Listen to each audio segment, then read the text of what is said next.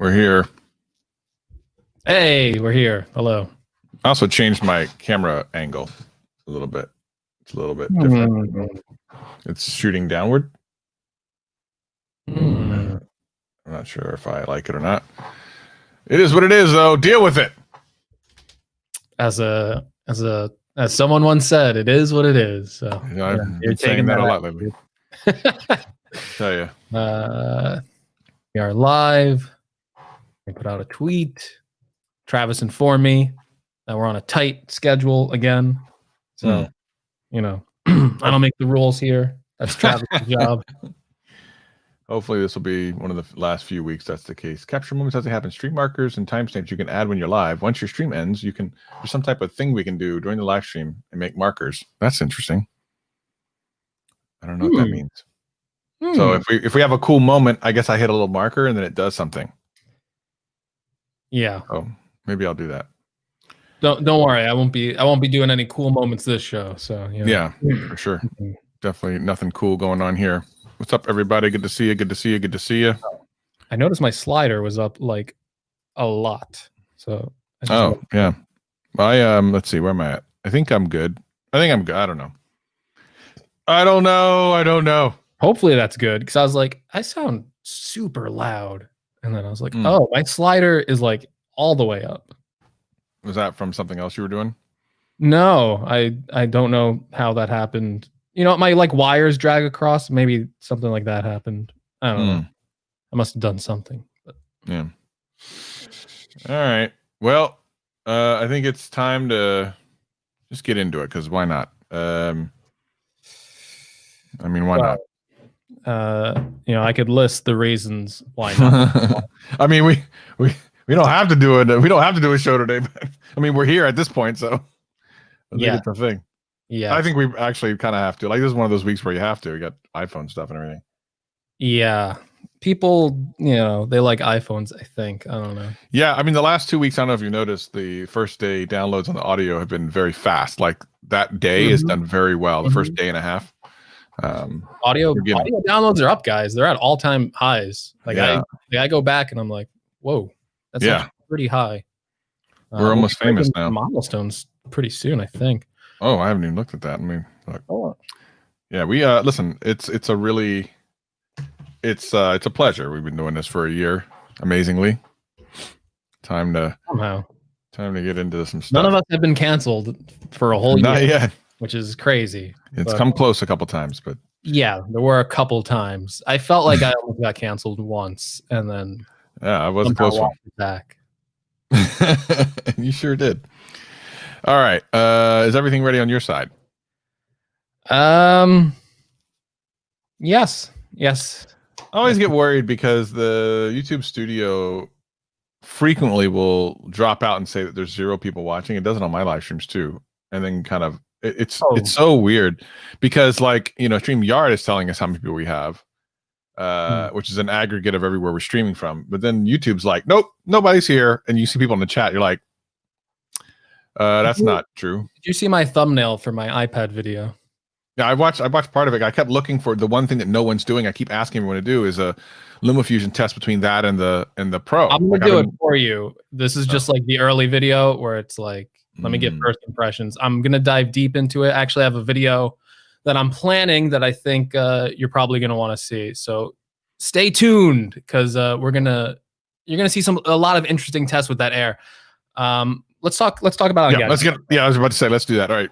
Ready to head on town in 3, 2, 1, record. Discovery's 4 computers now have primary control of critical vehicle functions.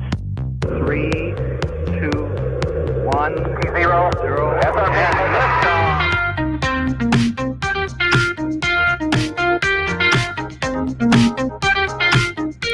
Hello, world, and welcome to another exciting episode of the Gadget Cast. It's iPhone week. My name is Gregory McFadden, joined always by my co-host Travis MCP. Space travel. Back from another space travel week. Hope everyone's doing well, and hope that your bank accounts are not all broke, as I know some of you are out there buying some of this Apple foolishness. But you know what?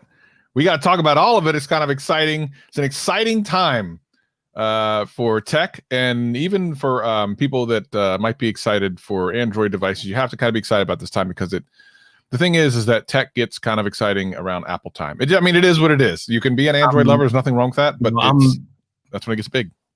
I'm predicting smaller Android phones and Android phones with flat sides. It's gonna, that's your 2021 Android lineup. I'm pretty sure you're gonna see MagSafe alternatives. You're gonna see some Huawei's floating around there, some Xiaomi's. They're gonna look similar. Yeah, it seems to happen every year. But yeah, it's iPhone week. It's a pretty exciting time. Also, iPad, which was weird to get iPad and iPhone all at the same time. A lot of different products floating around. It's been so hectic. I feel like I haven't even gotten my thoughts together. I have just been trying to make content and failing at it. So that's failing? I've seen you have a whole bunch of videos come out. What are you talking about failing at? What are you talking about? I saw your channel and it was like Travis is getting like so many views, and I'm like, Travis is doing great on his iPhone coverage. And then I put my iPhone videos out and it's like 10 out of 10, 10 out of 10. Well, it's because, and the reason why is because you're doing reviews where everyone else is already doing. You got MKBHD review and everyone else, and it's like, well, crap, by the time us plebeians get them, which of course we actually have to buy them, we don't get them early, and then have enough time to actually do any kind of review, it's multiple days later, and it sucks. It is what it is, though. What are you gonna do? Yeah, sometimes you got to do the video for yourself. Yeah. And I fully went into it expecting, because I've covered iPhones for years now. And it's like, I just know it's not going to be up to par because, listen, a lot of people have watched tons of videos already. Their minds are made up. They don't need to watch the 30th video on the iPhone. But there are people that subscribe to me, that subscribe to you, that want to hear our takes on it. Yes. And there's people in this podcast that want to hear our takes on it too. And they can hear kind of a longer form discussion of this. And we still have to do our super show, which I feel like. Now we got to figure out a reason for it now. It's been busy for you, and it's been busy for me. We probably should have done it already, but I think we're gonna do one by the end of the year for the Pro Max launch and stuff, because that's the one I'm gonna get. That's a great idea. That's a super idea. We should get our ducks in a row for that. Yeah. And maybe we could even get like a special guest. We should get Procer on the show again. It's a great idea. Is he still alive? I haven't heard from him in a while. He might be alive. He's done a couple other shows. I think he's moved on to bigger and better outlets. He's done with GadgetCast. He's passed us by. But no. So you didn't get any of the iPhones. On why you're not getting an iPhone. Yes, but let me talk a little bit about that, because I know you're going to have a lot to talk about because you actually have them. So yesterday I decided I at least want to go see them in person. Okay. What better place to do that than at the local Apple store? Oof. Well, let me tell you something. Now, I heard some things back on Twitter after I posted this, because some people are like, well, my Apple stores aren't even open. So I went to a local mall and there wasn't a big line. So I was encouraged. I'm like, well, this is the day after it came out. So I wasn't sure what to expect. Wasn't that big of a line, maybe like 10, 11 people in line. And they, take your temperature on your head or whatever, and they sign you up. And they're like, so I get there around 10 a.m., which I don't think they had been open that long at that point. And I'm like, yeah, I want to go in. Now, first of all, I just want to look around. I don't necessarily even want to buy anything. So it feels kind of weird to have someone with you or something. I think they're doing some like appointments. And the person was like, yeah, so next appointment's at 12:30. I'm like, bro, it's 10 o'clock. She's like, you can go eat and stuff. I'm like, no, that's all right. Well, we have some at 4. No. What about tomorrow at 8 a.m.? I'm like, okay, look, thank you. No, thank you. So I left and kind of looked like a puppy dog trying to look into the store from the outside, trying to see exactly what's going on in there, because I do want to see the iPad Air in person. I mean, I probably already have seen it. I mean, I have my iPad Pro, but still, I'd still like to see the deal. I still want to see the iPhone 12 and 12 Pro. I mean, sure, you could say I more or less see it every day, but I still want to see it, right? I still want to go in there and check it out. But what I did want to see in person were those new bands for the Apple Watches. Like, that's actually one of the reasons that I went. But all of that taken away from me, because you have to schedule time to get into these things, and the world in which we live may not change anytime soon. And that's a scary proposition. But one of the biggest selling points of Apple stores is to be able to go in and check stuff out. And if you can't randomly do it, man, that's a beast. Yeah. So I actually went on Friday to pick up my phone. I was very safe. I wore my mask, made sure no one got near me. Actually, the Apple store handled it terrifically well. I think they really spaced out like the appointments, because usually, when it's not a pandemic going on and I go to pick up an iPhone, there's a ton of people there, no matter what kind of launch it is, but this time, and people were asked, I think Viper was saying, what's the lines like there? There was really like no line. There was like 4 people there. And I really think they just had aggressive scheduling of like, you come at this time and like 4 people pick that time slot and like, that's it. And they're not accepting anyone else. And they also weren't letting people walk into the store at all that day. They were only if you had a pre-order, you could come in and look at it. So they handled that really well, had everything socially distanced, everyone walking there, or everyone working there is wearing a mask. So I really do appreciate how they handled that. I was actually worried going in there. I was like, man, I did the store pickup, and I usually like to try and do the store pickup, but dealing with all that stuff, it's something I was even considering, like, do I really want to go into the store? But I was very happy with how they handled it. Felt very safe. No one recognized me at the store, but there weren't that many. Yeah, I wanted to talk about that real quick, right before we get into that. Jose in the chat just asked if I did a video of why I didn't buy the iPhone 12 and 12 Pro, and price was one of the things. Jose asked if the iPhone 12 goes to discount $699, would I pick it up? I probably would, actually, at that point. But I wanted to ask you about that because the Apple store that I went to is actually one of the few places where I have been recognized. Ironically, especially considering I don't do a lot of Apple coverage, although this year I did. And we were certain that this would be the time where you would get recognized in an Apple store, because everywhere else you've been recognized has nothing to do with an Apple store, which is the craziest thing ever. And we were certain it was going to happen this year, but masks make it a little bit complicated. Do you think that had anything to do with it, or was just no one looking for you? I think no one is looking for me, number one. And there weren't that many people there. Now, normally, like I said, when you go to like an iPhone launch event, there's a ton of people there, like just ton of people online. So, but again, like I said, there's like 4 people online. So very, very little chance anyone's going to recognize me. And you only deal with like 1 employee at the store. So yeah, who's Greg? Who's that? Not to sound like a jerk or anything. I'm not being like, ooh, why didn't they recognize me? But as you get bigger with subscribers, and as you get recognized, when I was smaller, I used to get recognized at smaller places, not even tech stores. So I was kind of going, wow, I'm over 100,000 now, about 130,000, believe it or not. I feel like I just got to 100,000 yesterday. And I was like, oh, maybe someone will recognize me here.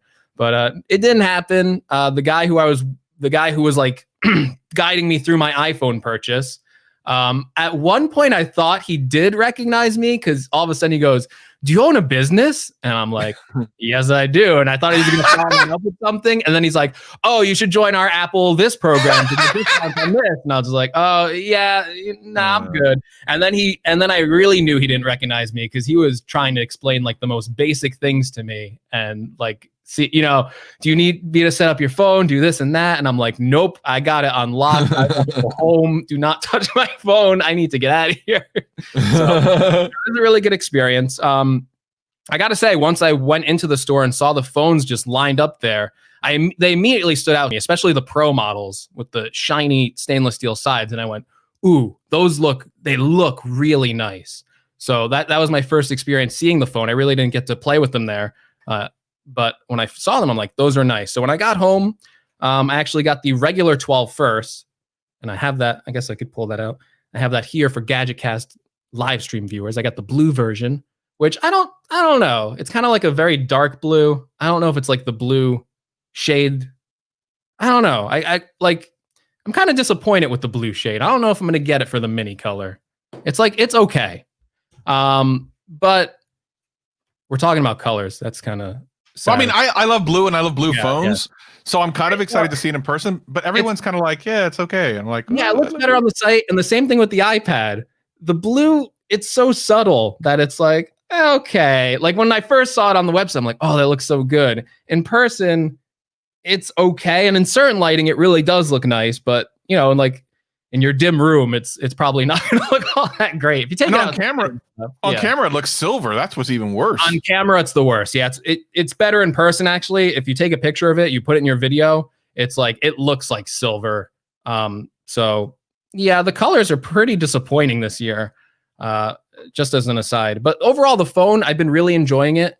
We always talk about these processor bumps every year with the A14, and I don't know what it is. I wasn't expecting a speed improvement because I don't feel like I felt one with the last phone or the phone before that. I feel the speed improvement with this phone. I don't know what it is. This thing, it's just like no matter what you do, nothing can slow this down. There's no speed bumps. Anything. It is so snappy. Like every gesture, every interaction, I never feel like it skips a beat. And I wasn't expecting that. And it really is powerful. And I can say the same for the new iPad. I want to do those speed tests, but I'm just talking about using the device. Like, like every device, there'll be a hiccup here or there, Nothing. Like it is so snappy and smooth. Really just, I don't know, that A14, whatever Apple's doing, I felt it. I was like, this is crazy. Other than that, though, the new design, it's nice. The squared edges, if one of my concerns actually was like, is this really going to be nice to hold? Like they made the phones rounded for a reason. It's pretty nice to hold. It's actually easier to grip because you can kind of place your thumb on the side over here. The one thing that was striking to me is that the 12 and the 12 Pro look exactly the same on the front, like and the side, everything. Like it's the same footprint. Like with the 11 and the 11 Pro, the 11 had bigger bezels. And for some reason, I was expecting that again this year, but the bezel size is the same all around. It's the same exact design. It's just made with different materials. So if you get an 11 or a 12 or a 12 Pro, it's almost like it's the same phone. And the 12 Pro just has a couple additional options. I got both of them. And it's not a drastic difference. I feel like most people should probably get the 12 over the 12 Pro. The telephoto's nice, I guess. And the LiDAR is cool because you can do like nighttime portrait modes with it. But, for most people, no one's really doing that anyway. So I think like normal pictures and stuff like that with like the main camera, they both take the same pictures. The video quality on those cameras with the Dolby Vision stuff, it's kind of like bad and good. The bad part is I actually did, when you're doing an iPhone video, you take like a sample video for your video to put into it. When I took that video from my iPhone and put it into my video editor, it was for HDR, but my camera wasn't shooting in HDR. So I had to like color correct it to make sure that it looked right. Like I had to pull down the highlights and everything. So it didn't look weird in my video. And you really can't show off the video quality of that unless you're shooting entirely in HDR, which I don't think most people are doing. And then if you go to post to somewhere like Twitter and stuff like that, it actually saves like a standard definition or whatever. Not, I guess, what do you call that? Non-HDR copy, which is good because if you post an HDR version on Twitter, it would look really weird. So Apple's smart that they'll give you both copies, but it's kind of hard to show off that feature. With that being said, if you view it on your, HDR enabled iPhone, it looks really nice. The video quality is really nice, but it's kind of hard to show that to people this year. So with Dolby Vision. Do you have to turn HDR on and off in the camera, or is it automatically on? It's automatic. So that's interesting because I'm thinking like when people edit stuff and they post it, is it gonna look weird then? Like has Apple accidentally forced something strange? Like, so if you bring into a video editor, it'll warn you, or at least it did for Final Cut. If you go and take it and post it on Twitter, it's smart enough to know you're posting it to Twitter, so they're gonna convert that for you. It saves 2 copies from what I've heard. Oh, okay. So they thought that out for sure. Yeah, because that's a big deal. People got a new iPhone, you're taking videos and like, look how cool this is, and it's like that looks awful. So what I think is great about Apple having this is that it'll hopefully force a lot of the social media content providers to support this format. Dolby Vision has been around for a long time. HDR has been around for a long time. YouTube supports HDR. They do not support Dolby Vision specifically. Of course, Twitter, Facebook, all that stuff. I think it would be great because once, again, and I hate to say this because it sounds brand loyalist, but it's been proven time and time again, when Apple gets something, it legitimizes it. No matter how long the technology's been around, it then becomes legitimized when Apple gets it. So I think this might be something that pushes, hopefully, the standard ahead, which would be wonderful, excellent, awesome. I'd be all types of excited for it because I think the quality, you can see the difference in the video, HDR versus non-HDR is a game changer, sometimes more than 4K versus 1080. Yeah, it's making me want to go out and get an OLED TV pretty quickly. Oh yeah, you should do that anyway. I don't know why we keep talking about this, man. I spend money on you're- Apple stuff, but No, you're going to need to because you're getting a PlayStation 4. So in order to get, and Austin Evans just put out a nice video today about the type of TV you need to have to take advantage. You should watch it if you have not already done. Really good. But speaking back to some of this, some of the iPhone stuff, there's been some other videos that have been put out. I can't remember who put out the video doing this. Maybe was it you that did the speed test between the iPhone? Everything Apple Pro. No, I didn't watch his video though. There was a speed test between, maybe it was Everyday Dad. It was someone I watched where they did a speed test between like the iPhone 11 and iPhone 12 using the what is it, the speed, whatever the speed thing is, what do you use, Geekbench or whatever. Yeah. And from there we found some things we kind of knew. But they also did it between. No, but there was someone who did it. No, I think it must have been Everyday Dad or someone, because it was between the iPad Pro and the iPad Air. Is actually specifically what I was looking at. And what is really going to be interesting about this is the single score performance is obviously better. We kind of knew that going to this. The multi-score was kind of up and down.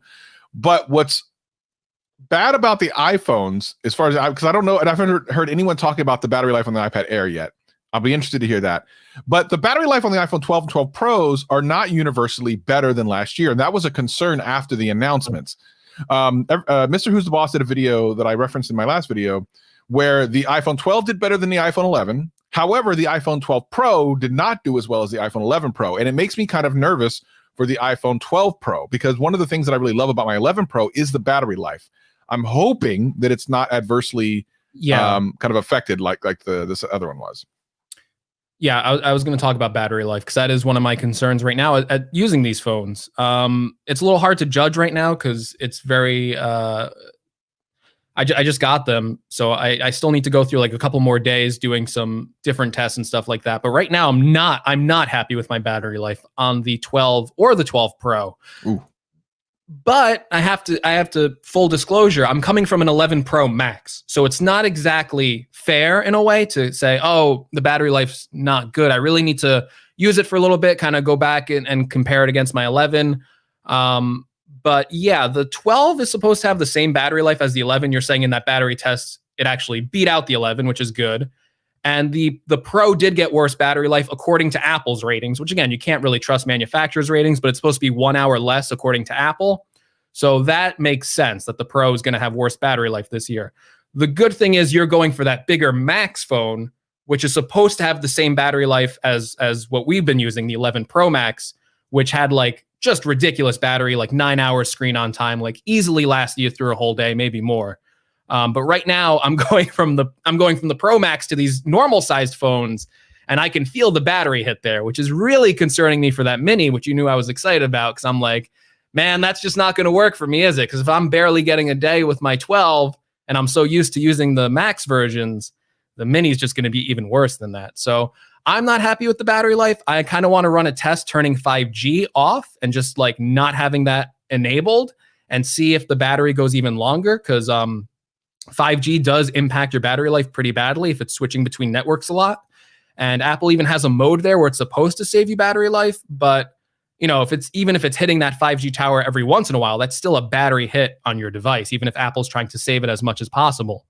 I should also talk about my 5G experience. It's not good. Like there's different carriers, but based on what I'm hearing from everyone, T-Mobile, Verizon, AT&T, do not upgrade to this phone for 5G today. Maybe if you want to get it and go, in the next 3 years or something. I'm sure in the next 2 years, like the 5G networks are going to be a lot better than they are today. It's still very early days for them, but I'm on AT&T, which may not be the best carrier for 5G. I really don't see them talk about it too much, so I'm guessing they're probably like last place.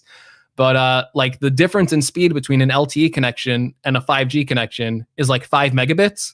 And Sometimes. Sometimes it's worse, which is strange. Yes. So it's basically the same thing or worse, and it's going to make your battery drain faster. So for real world benefits, not good. I also had the most baffling experience with 5G. So like I said, I got two phones now. I got a 12 Pro and the regular 12. Now I knew that, I talked to you, and this is exactly why I did this. You said, well, you need to make sure you get a 5G compatible SIM card. And I'm like, okay. So one of these phones I'm going to get through AT&T. So I get the 5G SIM with it. I'm going to make sure it's a new activation. I'm going to upgrade my old phone and go through AT&T on that. And then I'm going to get another phone through Apple unlocked. That was my plan. I'm like, all right, I'm going to activate the one phone there. So I get the 5G. I'm going to get the SIM card. That was my plan. I get the phone from AT&T. Has a SIM card in it. I activate that SIM card. I'm like, great. So there's a setting in the iPhone. So you can force a 5G connection. We were just talking about how Apple's going to do like a battery saving mode and switch between 4G and 5G. Well, there's a setting. You can actually go just brute force enable 5G if you want it. So I went to go do that on the AT&T phone that I got. There's no option. It just had LTE or 4G. I'm like, huh? That's really weird. Okay. So I tried contacting AT&T support. Travis, you know when you're on like support call for like 20 minutes and then you're just like, this is hopeless. There's no way they're going to figure it out. This guy was like telling me like, okay, why don't you try this? I'm like, yeah, I did that. Like I was like 30 steps ahead of him. He's like, okay, let me show you this link to Apple's website about how to get 5G. No. So it was really bad. This guy was clueless. He says he's going to transfer me to someone in the technical department. And then he like just hung up. So that was my experience with AT&T. Not a good one. The strangest part is, like I said, I got the 12 unlocked from Apple. I'm like, let me swap the SIM. Let me see what happens. That had 5G on it. I for the audio listeners, I can't even explain what is going on with this. It is the most weird technical thing ever. And I'm not alone because I posted on my Twitter and there was other people going, yeah, I'm on AT&T too. And I don't have the 5G option. Oh, I woke up this morning and now it's there for me. So I'm still waiting on my Pro for this 5G to be enabled. Apparently I'm not alone. Apparently, like you said, you need to have a relevant SIM card. There's a bunch of different hurdles. Even 9to5Mac wrote an article about this because so many of their readers were facing hurdles on how to fix this issue. And there was a bunch of different issues with this whole 5G network. So it's causing a lot of pain. If it's causing me pain as someone who reviews this technology, I can't even imagine, the regular average day person isn't even going to go into those settings. So ignorance is bliss for them. And they're just going to be, my phone's 5G. It's great. Yeah, exactly. Exactly that. I got a 5G phone. I'm getting all the speeds. You don't know that. Yeah. So it's very likely you're not. I've talked about this for a while, and it wasn't even me that kind of figured this out. To me, the way I really learned about it was Michael Fisher, Mr. Mobile, who we've had on the show before. Yeah. He's done a couple of really great videos about 5G, and you really need to watch them and educate yourself to kind of get an idea of what to expect, what to really expect. He did at least 2 or 3 really great videos. So make sure you check him out, Mr. Mobile, on YouTube. And your expectations should be, it's going to feel the same. Generally speaking, like think about what you do with your phone from a streaming perspective anyway. Like maybe every so often you're actually downloading something. But mostly you might be streaming something or just, uploading like a little picture on Instagram or something. And that stuff is fast anyway. And it's not going to be any faster with 5G, even if 5G was working great. Like it is what it is, right? It's certainly not going to be appreciably faster. So yeah, don't get it for that. Now, other people say, well, get it for future proofing. I would counter that. And I would say that you don't even get it for future proofing because by the time 5G is really solidified, the antennas and the radios inside of these phones is going to be even better for 5G, and the battery life will be better because the technology will be better. It'll take less, you know what I mean? Like, so don't even get it for future proofing because the better 5G phones will be coming. So get it for what it is now. You get a little 5G, a little sip of that. That's good. A little sip. And the rest is like, it is what it is. It's still a great phone, great cameras, all the things. Just don't expect it to change your life for 5G. And I think the nice thing for Apple anyway, is that it's one of the technologies that the average consumer understands but doesn't understand because they remember 3G to 4G to LTE. Like they know those big numbers mean something. It's supposed to be that's when you upgrade your phone. That's almost like a benchmark of when you upgrade your phone. 3G, 4G, LTE, 5G. Like it's just this thing. So for them, it's like, okay, time to upgrade. Like it's a good time. It's 5G and it's got all this cool stuff. But time to upgrade. And they won't even necessarily know whether or not they're getting 5G. They're just gonna think I got a 5G phone, it works. So ignorance is bliss, but you may not be getting what you're paying for. Yeah, and You're right about that. We've been hearing analysts say like there's going to be like a lot of iPhone sales this year just because of 5G, and a lot of consumers want to upgrade to that technology. And even with the iPhone 12 pre-orders, they said it was double that of the 11, I think, which is pretty crazy to think about. Like, especially during like this, it's a very uncertain time right now. So who knows what people are going through, and the iPhone orders are double. And there's 2 other iPhones to go. So, that's not every iPhone is out. Maybe there'll be even more orders coming in soon. But yeah, just if you're listening to this, you get more knowledge than the average person. If you're thinking you have to rush out and upgrade to an Android phone or an iPhone and get 5G, Travis is right. Just wait, because especially like on this iPhone, it has a battery saving mode to enable 5G. That's not going to be there in 2 or 3 generations when the 5G chips aren't draining your battery every second, So yeah, there's no reason to go out and upgrade there. I'm actually doing a video on the iPhone 11, and I literally say like, hey, you're fine getting a 4G phone. It's fine. You'll be fine for the next couple of years. When 4G first came out, most of the phones were pretty bad because the battery life was so terrible, especially when WiMAX was the main 4G. Like as soon as you turned on 4G, it was like, goodbye, battery.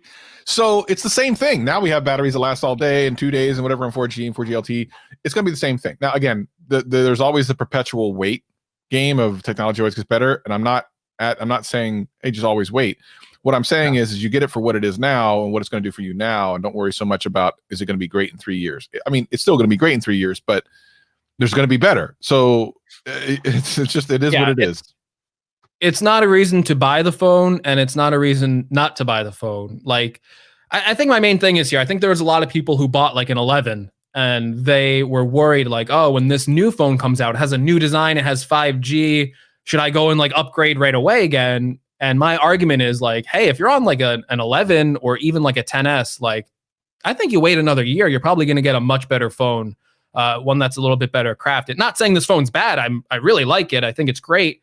But if you're on like an 11 Pro, especially, you maybe you have a better argument for the 11 because they went like OLED displays and everything. But if you're on an 11 Pro, even though the new phone looks slightly the same, it's a very similar experience to that. Even in the camera department, I really like the cameras. I like the video, but it's not a huge improvement. It's not a huge improvement over the 11, and that's to be expected, right? The phones are kind of getting more incremental in upgrades every year. You shouldn't expect everything. A lot of people are going to go rush out and buy it though because it looks a little bit different, and that does drive phone sales for some strange reason. It looks a little bit different, does the same exact thing. A lot of people are going to buy it. I actually posted something on Twitter. I said, would you rather have, and this is a complete hypothetical, would you rather have an iPhone 11 running iOS 14, or would you rather have an iPhone 12 running iOS 13? Well, the poll for that won out. People said they'd rather have an iPhone 11 running iOS 14. And that's because a vast majority of the features that you're getting now are actually coming through software updates rather than hardware updates. And it's actually one of the reasons that when you buy an iPhone, you can feel pretty good that for at least the next 5 years, you're going to be getting software updates.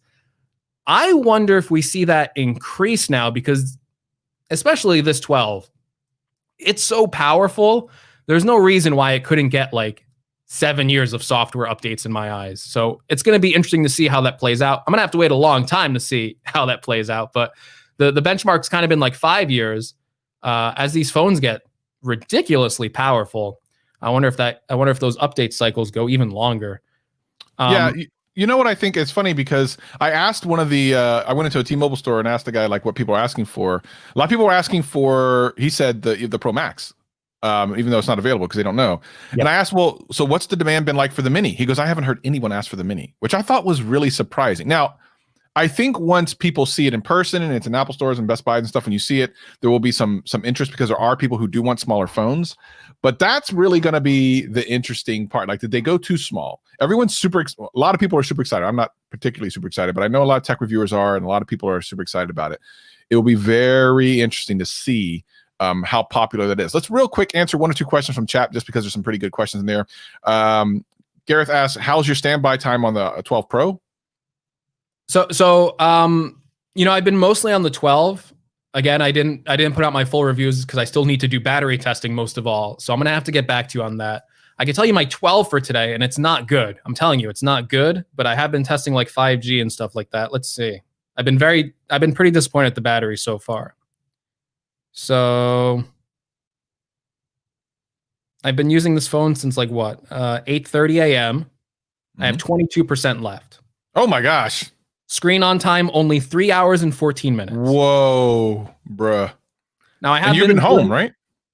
Yeah, but I've been listening to Sirius on it like all day. So yeah, but that's still in the background, right? But and that's probably over Wi-Fi, right? Right, mostly over Wi-Fi. Some 5G though, some 5G testing it out.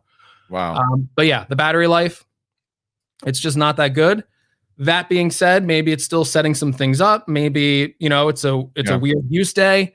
Like I said, I want to try turning off 5G. I've had it on today to see how that worked out. Yep. But, even if I go back and compare this to the 10R or the 11, this is looking like a weaker phone in terms of battery life. So I was surprised to see it win in that battery test. It feels like a step back to me. Interesting. Again, it's going to need more than just a day. This could be an off day. With these phones, you never know. With the Pro Max, it always got me through a day, but it's like, did I get 7 hours of screen on time? Right. The screen on time. Right. We'll So see. James asks if he's coming from a Note 2 Ultra phone. I don't know if he means if he's talking about like a Note 2 or Note 20 Ultra. I don't know. And I want to switch to the new Pro Max. Should I wait or go ahead and trade it for the new Apple phone? I think he's asking basically, should he get one of the current ones or should he wait for the Pro Max? If you're coming from a Note, I just say wait for Pro Max. Wait for the Pro Max if you're coming from a Note, because that's going to be the closest experience on iOS. Yep. And, again, these phones aren't out yet, so I can't really make the call, but I'm looking at the Pro Max, and for $100 more, it looks like it's getting a lot more features, better camera sensor, like 47% larger. That's a pretty big deal if you care about photos. Bigger battery, it's going to run like 3 hours more. So according to Apple, that's a pretty big deal. So it seems like the Pro Max is probably going to be the phone to get this year. Yes. Zach, our buddy, Zach's Talks Tech has a great channel here on YouTube. Make sure you check him out. Asks if the fancy HDR, which is Dolby Vision on the 12 Pro, will it come to previous models like the 11 Pro? And no, it will not. No. Yeah. From Apple, they always seem to do their stuff very hardware dependent. And I believe that Dolby Vision processing is all dependent on the A14 chip. I'm sure Rene Ritchie would probably know if he was here, but I'm pretty sure that's tied to the A14. And even on the regular 12, it's limited to 30 frames per second for Dolby Vision. The 12 Pro can do 60 frames per second because it has more RAM in it.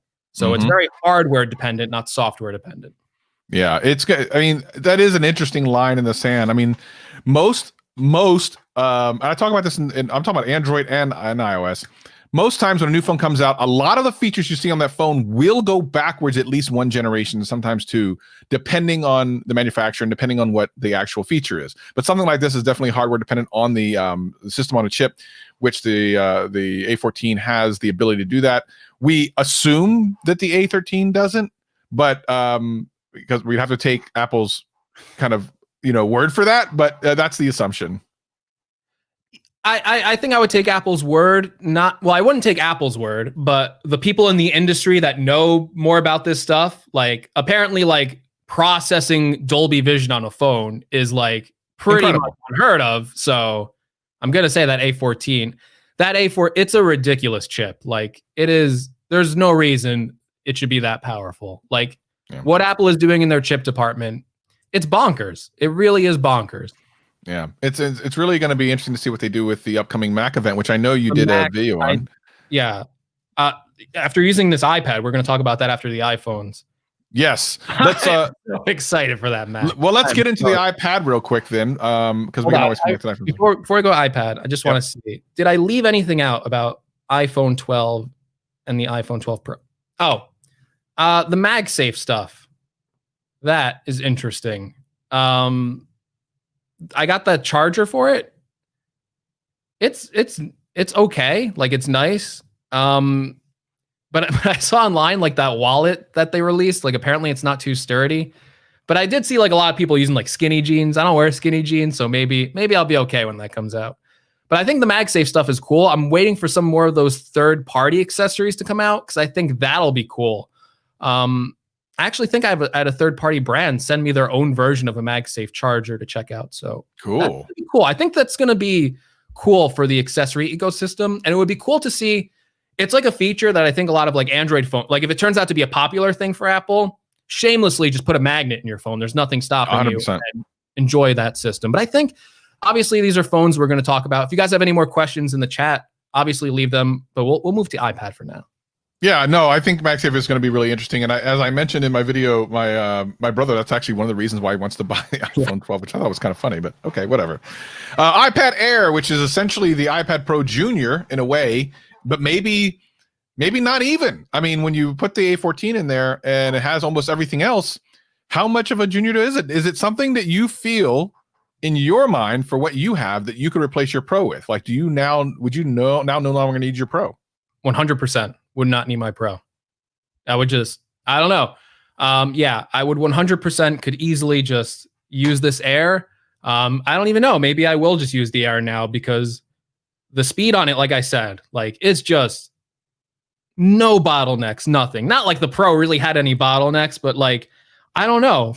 I feel it. I feel the snappiness in the interface. And I can't explain it. It's just everything else is just like that split little second faster, and I'm picking it up. It's a nice device. It's a really, really nice device. It's basically, and let's be honest here, there's nothing radical. There's nothing radical with this device besides the chip that's inside of it. It's basically a 2018 iPad Pro, right? The design is a 2018 iPad Pro. It has the single camera on there. They put a fresh coat of paint on it with all the different colors they have. They reduced the screen size by 0.1 inch. I can't tell. I took an 11 inch and put the 10.9 inch side by side. I really couldn't tell the difference, right? Like I almost feel like they just put that there. So maybe they go, oh, look, the Pro is better, has a bigger screen. It's the same screen size. Works with all the same accessories as the Pro model. If you have the Magic Keyboard, I tested it. You can slap that on the back. If you have the second generation Apple Pencil, it charges on the top. All the cool design stuff you get with the Pros is here. The display is basically the same, it's good. The one thing that concerned me was the speakers, right? I think the iPad Pro has some pretty good speakers for a tablet. Like it's pretty impressive. These have weaker speakers. So there's just 2 of them. It has 4 cutouts, but there's just 2. It's just an aesthetic choice to do that. That was one of the biggest areas of concern for me, but it sounds good even with just those 2 speakers, and it plays them out on both sides. So it's stereo separation. If you go to older iPad designs, it only plays out on the one side. So it sounds like a much weaker speaker if you're going for like the old Air. So the speakers on this is good. And then another big concern for me was Touch ID. Now I like Face ID on my iPad. I don't know about you, but I really like it. I feel like every time I pick it up, it just unlocks. When you're using the keyboard stand and you like press the space bar and it just everything opens up. You don't have to reach up and touch it. So I was really concerned about Touch ID. I thought, okay, this is going to be the biggest area where I really don't like it. And that's probably true in a way, but it's a lot better implemented than I thought it was going to be. First of all, my big concern was you have the iPad, you press the Touch ID button, and then you have to swipe up to go home, right? That's what I was thinking. But no, you just rest it on there and it opens up and it goes right to the home screen. You know, like traditionally Apple, when they had Touch ID on the phones, you would have to press it and then press again to go home. This one, you just rest it and it bypasses the lock screen. So that's a good thing. For unlocking it, it's really good. When you usually hold your iPad in landscape, so your finger's right there, right? Like it's ready to just be there and unlock everything. But when you do put it in the keyboard, that's when it is the most frustrating to me. And there's times, and I'm used to the Pro, so I don't know if this is the fault of the device, but I put it in the keyboard and I go to like Amazon and it goes to autofill my password. And I'm just like sitting there looking at it going, why isn't it doing it? Oh, let me touch that. So I think it's a worse experience overall. I kind of wish they had Face ID in here. I know people were excited about the fingerprint reader because there's some just diehards who I want the fingerprint reader. I actually want it more on the phone because I have to wear a mask a lot now. So it's kind of inconvenient for that. So I hope maybe they take this power button, put it on the phone too, and put Face ID and Touch ID in the future. But it works, right? It's not like a huge complaint. It's kind of like very first world problem. It unlocks, it's fast, it's accurate. Android phones have been doing power power button fingerprint readers for years. It's whatever. What about the lack of 120 hertz? Have you noticed that? Yeah. So I notice it. Like if I go, oh, let me look for it. Let me go scroll. Okay, it's not as smooth. Man, I use the device. I forget about it. I do. It's nice. I can notice it. I'm not saying you can't notice it. You can totally notice it. You go scroll between your apps. You go scroll on Twitter. It's smoother on the other iPad Pro. But when I'm using the device, I gotta be honest. It's just something that's would I want it, and would I want the 120 hertz there if I had the option? Of course I would. It's smoother. It looks nicer. But when you're in the moment, when you pick up the iPad and I go on Twitter and I look at Travis's tweet, I'm not going, you know what, that didn't load. That wasn't as smooth as my other iPad. Because it's not the biggest difference in the world. It's noticeable. If you really like 120 hertz, maybe you're different than me. But yeah, I think most people are going to be fine with it. I think the one area where you probably do want a Pro is actually if you're an artist. The 120 hertz looks a lot better for drawing, and it actually like makes the latency between the pencil and the screen a little bit less. So I actually think for that use case, you might want to go for iPad Pro still. I actually think that's probably a better experience than just, oh, it looked smoother. So I can easily give up. Yeah, Travis's tweets are always smooth. I can easily give up the 120 hertz. I know that's not like the popular opinion to have. But yeah. So another thing, I saw a couple people asking about iPad. I saw two different thoughts. Number one, a couple people asked about iPad Pro, the next iPad Pro. We probably won't see that this year. We'll probably see it next year with obviously the A14X or whatever letter they want to put the end.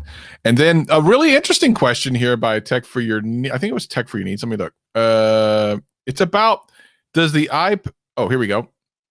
Do you think the iPad Air is going away in the future because it's so similar to the Pro? And it's interesting because more so this year than ever before, this is kind of the case. Like last year, there was enough differences. This year, especially aesthetically, there's very little difference. I think the answer to this is no, because the iPad Air is basically the top end of the quote consumer line, and the iPad Pro is the quote Pro version of their tablet. So I don't think we'll see that happen.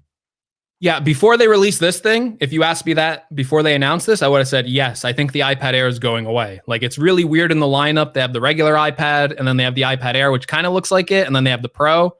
I would have told you, yeah, it's going away. After they release this and put this much attention on it, no, the Air is obviously here to stay. And if anything, I think the 11-inch Pro, maybe that's going away. I don't know if I'd say only release a 12.9-inch. I think maybe make another size in the middle of that, like a just straight 12-inch iPad. I would really actually look forward to that. But I think the 11-inch iPad Pro can probably go away now. You can probably just release two bigger iPad Pros and fill more of a need there. Because this, especially with the A14 chip they packed into this thing, it basically does everything the Pro does minus the 120 hertz display. If that's a big hang up for you and you're in the market for an iPad, wait. Because obviously these Pros have to get refreshed sooner rather than later. They are so close. I don't see why anyone would really go out and buy an 11-inch iPad Pro today. Like, I really don't see why, because the Air is more powerful in multiple ways, in single core performance and in graphics performance, which blew me away. I wasn't expecting that. 12.9 and 16-inch iPad Pro. 16-inch might be too big. 16-inch might be too big. Oh, you're muted. Gabriel here talks about something I would like to see. An iPad Mini with a new design language would be fire. But I obviously didn't need to upgrade it this year because the A12 was in it, and that now matches the base level iPad. But man, next year, whew. Yeah. I put a video on the Air today if anyone wants to see it, and I basically said everything that I said here, maybe a little bit more eloquently. Probably not, actually. But the main takeaway here is it's really good at $599. It's kind of a steal, but the 64 gigabytes ruins it for me. $599 is such a good price. And if it had 128 at $599, it's like, what iPad should I get? Oh, go get the Air. Like, just go get it immediately. Even if they released an option that was $649, $50 more, 128 gigabytes. I would tell everyone who's saying, what iPad should I get? I would probably say, go get that one. The problem is you only have 64 gigabytes. And then the next step up is 256, which brings it up to 749, which is $50 away from an iPad Pro. It's a really weird spot to be in. I guess I get it from Apple's standpoint because like, oh, we can upsell and then make more money on it. I just feel like the best consumer option would be 128 gigabytes of this, and it would be the iPad Pro killer that every reviewer is titling their review iPad Pro killer. It would literally be the iPad Pro killer if you had a 128 gigabyte option at $650. It would be such an easy recommendation. Yeah, it's interesting that they did this. I think it's also because they're thinking, oh, consumers don't need it. But I think we'll have to see what happens next year. But yeah. I think the iPad Air is a really weird, almost cannibalizing potential iPad for the line. But they also have been spreading out a lot of devices across the phone line and everything else. So really interesting stuff from Apple here. Let's as we start to run out of time, let's go into the I know the Macs or the new Macs and stuff that you're going to want to talk about. Let's see what's going on there as I check John Prosser's tweet. Wait, what? In chat said check John Prosser's tweet. The iPhone 12 Pro feels so unreal. It's hard to believe that Apple made the phone look exactly how I wanted for years. It's nostalgic, feels new, premium. I don't care about the smaller notch of 120. Sometimes great design is worth the upgrade. We kind of knew he would like it, mainly because he's been wanting that kind of those sides for a long time. He's been talking about that for a long time. Yeah, I'm kind of. By the way, I want to see the gold in person. Oh, D-Brand gave him a bunch of what is it? Listen. What's going on here? To be fair, I haven't used S21 or S20. Sorry, S20. I'm aging the phones here. S20 or the S20 Ultra. To be fair, but I have used the Pixel 5, and that has a 90 hertz display. The 60 hertz iPhone 12 is smoother than the 90 hertz Pixel 5, in my opinion. After using both devices, if that makes sense, like it's a smoother experience. So I'm with him. I don't need the 120 hertz either. It would be nice to have, to be honest, though. Like if they can add it and they can make sure they're not losing battery, then I think they'll add it. I don't think they're against 120 hertz. Obviously, they have it in the iPad Pro. Yeah, I also see that some people are talking about going to Best Buy and checking some of these out. I went to my Best Buy the other day. Maybe I'll have to go again. None of the iPhones are out, at least not in the Apple section, and they didn't have the iPad Air out there, so I couldn't see it either, which is why I ended up trying to go to the Apple store, and that failed as well. So I don't know. I want to go see these things in person, of course, but yeah. Anyway, so let's wrap up talking about your thoughts on the apparent November event, which just seems weird. Yeah. So the big rumor is that there's going to be another event. So I'm going to have more content. So lucky me. Yeah. A Mac event. Apple said they were going to release their first Apple Silicon Mac at the end of the year. So they still have to do that. Obviously, that sounds like a pretty monumental moment for them. So I imagine they'll want to do an event. And we had 2 events and they didn't announce it. So a November event, that makes sense. Not too much new in this. We're just kind of trying to guess what the first one will be. Most people are thinking it's a 13-inch MacBook Pro or something like that, a laptop. And possibly, who knows, possibly a new iMac, which I would really, really want to see because for the most part, these have always been tied to mobile devices. And a laptop, they can obviously ramp it up a lot more than they can with a phone or a tablet.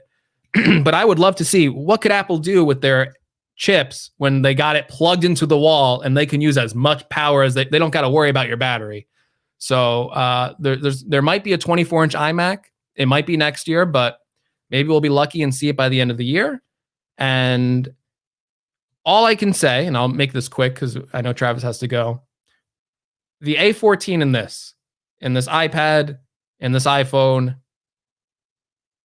like this iPad Air, and I'll do spoiler alert on my next video. This thing's more powerful than a MacBook Air. It's more powerful than an entry-level MacBook Pro. It's $600, right? Like I know the storage is bad. If you can make the 64 work for you, it is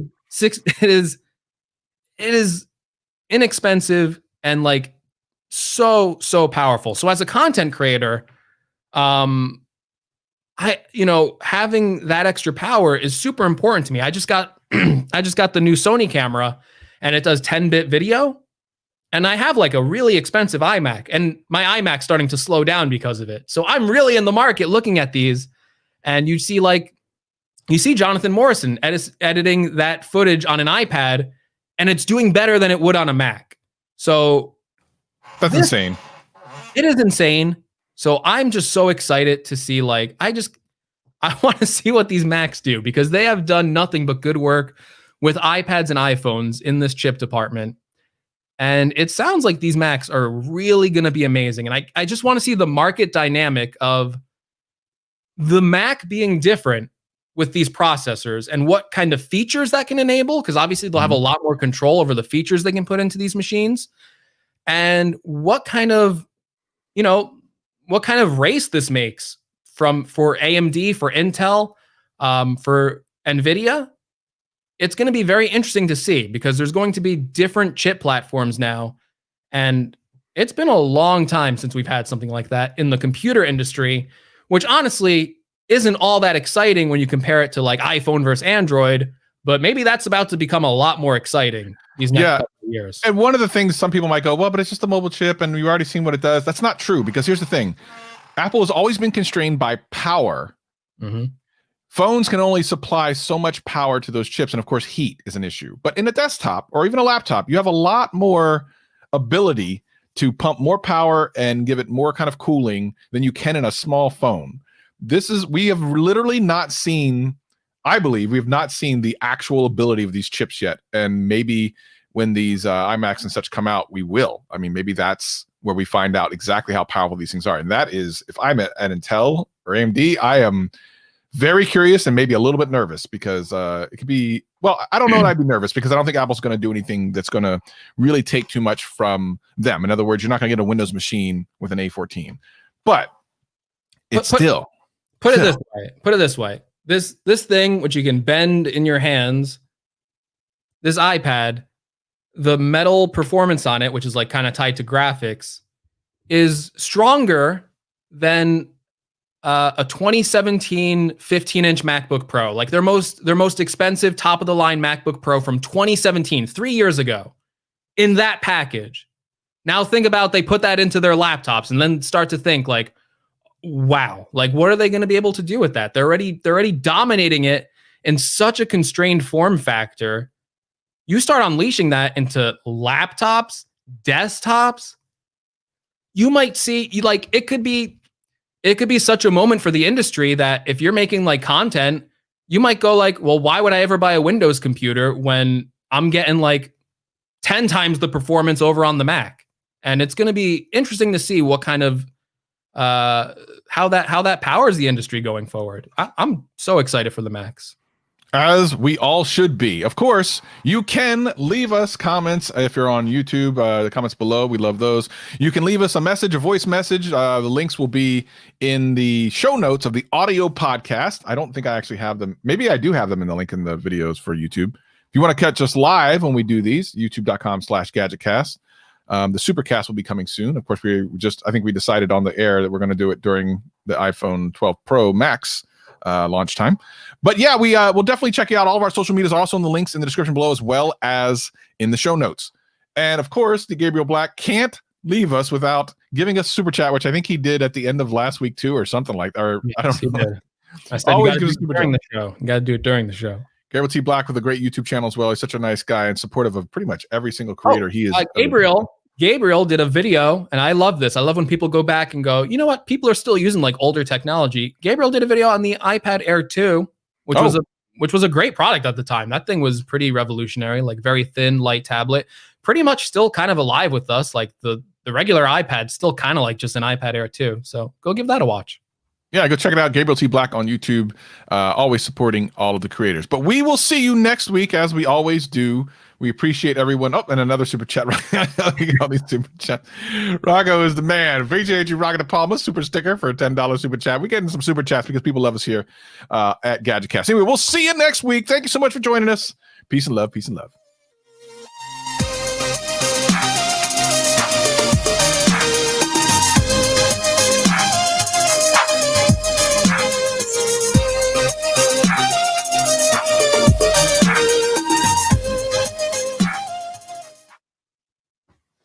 Boomzo. Boomzo.